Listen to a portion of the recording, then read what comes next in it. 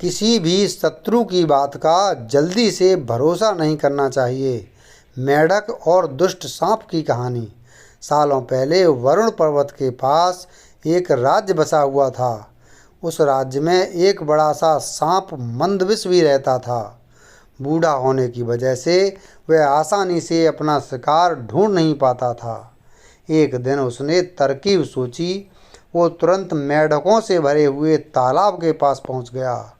वहाँ वह दुखी सा होकर एक पत्थर के ऊपर बैठ गया। तभी पास के पत्थर पर बैठे एक मेंढक ने उसे देखा। उस मेंढक ने थोड़ी देर बाद सांप से पूछा, चाचा क्या बात है, आज आप खाने की तलाश नहीं कर रहे हैं? अपने लिए भोजन नहीं जुटाएंगे? इतना सुनते ही सांप ने रोनी सी सूरत बनाकर मेंढक को एक कहानी सुनाई। सांप ने कहा, मैं आज भोजन की तलाश में किसी मेंढक के पीछे पीछे जा रहा था। अचानक से मेंढक ब्राह्मणों के झुंड में जाकर छुप गया। मेंढक को भोजन बनाने के चक्कर में मैंने गलती से एक ब्राह्मण की बेटी को काट लिया, जिससे उसकी मौत हो गई। इससे नाराज होकर ब्राह्मण ने मुझे श्राप दे दिया। उन्होंने मुझे श्राप देते हुए कहा कि तुम्हें अपना पेट भरने के लिए मेंढकों की सवारी बनना पड़ेगा। इसी वजह से मैं इस तालाब के पास आया हूँ। यह बात सुनते ही वह मेंढक तुरंत तालाब के अंदर गया और अपने राजा को सारी बातें बताईं।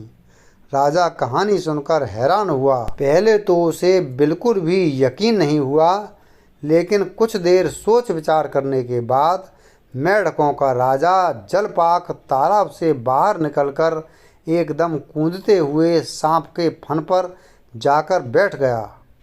राजा को ऐसा करते हुए देखकर अन्य मेंढकों ने भी ऐसा ही किया। सांप समझ गया था कि मेंढक अभी मेरी परीक्षा ले रहे हैं। सांप भी बिना विचलित हुए आराम से सबको अपने फन पर कूदने दे रहा था और उन्हें घुमा रहा था। इसके बाद मेंढकों के राजा ने कहा, जितना मज़ा मुझे सांप की सवारी करने में आया, उतना मुझे आज तक किसी की सवारी करने में नहीं आया। मेंढकों का भरोसा जीतने के बाद अब धीरे धीरे सांप रोज़ मेंढकों की सवारी बनने लगा। कुछ दिन बाद चतुर सांप ने अपने चलने की गति थोड़ी धीमी कर दी।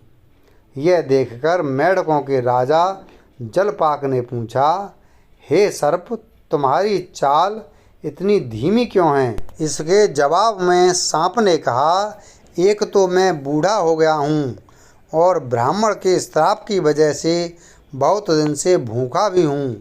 इसी वजह से मेरी गति कम हो गई है। इतना सुनते ही राजा ने कहा, तुम छोटे छोटे मेंढक को खा लो।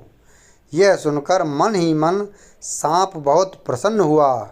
उसने कहा, राजन, मुझे ब्राह्मण का श्राप है, मैं मेंढक खा नहीं सकता हूँ, लेकिन अगर आप कहते हैं तो मैं खा लेता हूँ। ऐसा करते करते वह रोज़ छोटे छोटे मेंढक खाने लगा और वह तंदुरुस्त हो गया।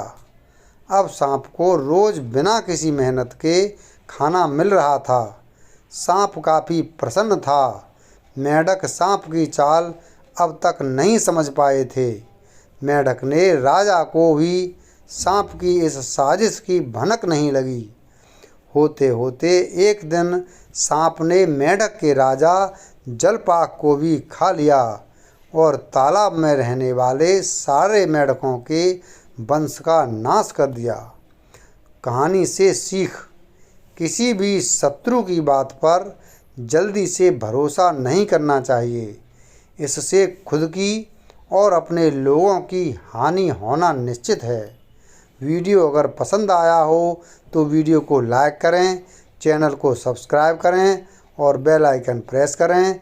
धन्यवाद।